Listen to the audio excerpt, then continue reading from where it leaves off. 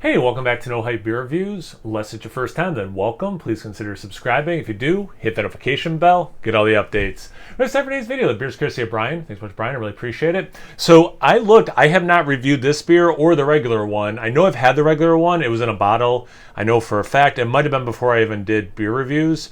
But anyway, so I'm really excited to try this. So it's Parish's Double Dry Hopped Ghost Machine Ale.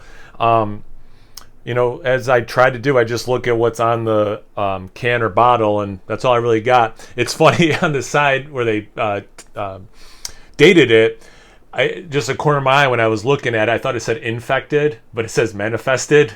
Anyway, it's been a weird week for me in my real world, in the real world. So bear with me. Well, I was like, what? Infected? Why would they put that on the side?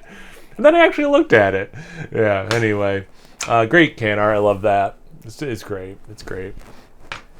All right, man. Look how thick that is. Wow. That's like grape juice color, and just it's like pretty darn thick. Not a ton of head. I don't think it's almost like milky. I didn't pour it particularly aggressive. That do anything? It's about the same. All right, so maybe it wasn't my pour. Let's see. Yeah, milky legs. Not a ton of lacing. I know what the ABV is. Anyway, doesn't matter. Let's get the aroma. I don't know if it's because I said grapefruit, like in the appearance, but I get orange, some grapefruit, so citrusy, a few different ways. A dank quality. A little bit of that Flintstones vitamin thing. Man, tons of juice, and very much, like, again, the base is citrus juice, but then you could tell me some other fruits, and I'd be like, yeah, I can see that. Like, I wouldn't be surprised if citrus in this beer. I get a little bit of mango and peaches. Man, that smells awesome. All right, let's get into the glass. Cheers. Thanks again, Brian. Hope you're doing well.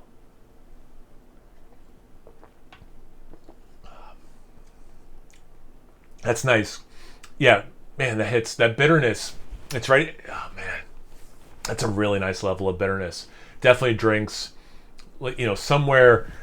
Again, I don't know what the ABV. I don't know, what they're calling this. I didn't look anything up. And again, it's been a while since I've had the regular one. But like, it has the bitterness for me of an IPA, but then it has a little bit upfront sweetness and intensity, I think, of with a double IPA. And to me, it drinks like a double IPA. I'm curious. I'll have to look it up after the review. And if whatever I find, I'll just put in the description box below if you don't know much about this beer like I don't. Other than, like, people love this beer, obviously. And I remember liking the regular one when I had it. But anyway, this beer in front of me, let's talk more about it. Big citrus. Again, it's mostly orange, some nice orange zest. I get some grapefruit, maybe even a little bit of lemon, which I did not get in the aroma. Goes a little bit tropical. Mango sticks out. I don't get things like pineapple. I don't get big guava or passion fruit. But other than the mango, I almost just get like a generic tropical thing. But the biggest thing is the citrus note for me. But it's not one note either, which is super interesting. And it does have a little bit of that coating. I don't know if it's hop particulates or oat or something, but it has this like a little bit, and it makes sense what this beer looks like, that there's like some sort of particulate that's still on my tongue. It's not giving off any sort of bad flavors, off flavors. It's nothing bad. It's more a sensation thing than a taste thing. And you can see, they really, jammed this thing full.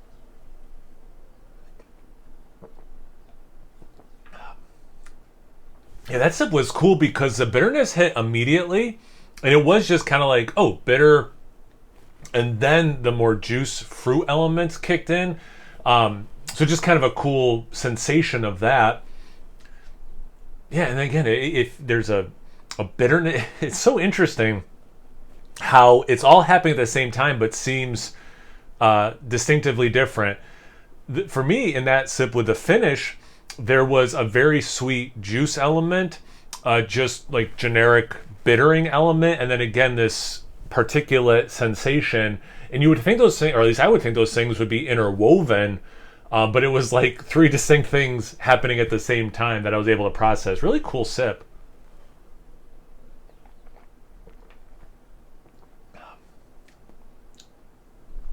some dank. Yeah, the hop saturation in this is intense. It's not the most intense I've had, but it's definitely, beyond, like whatever the average is, it's above average for sure in terms of hop saturation and intensity that way.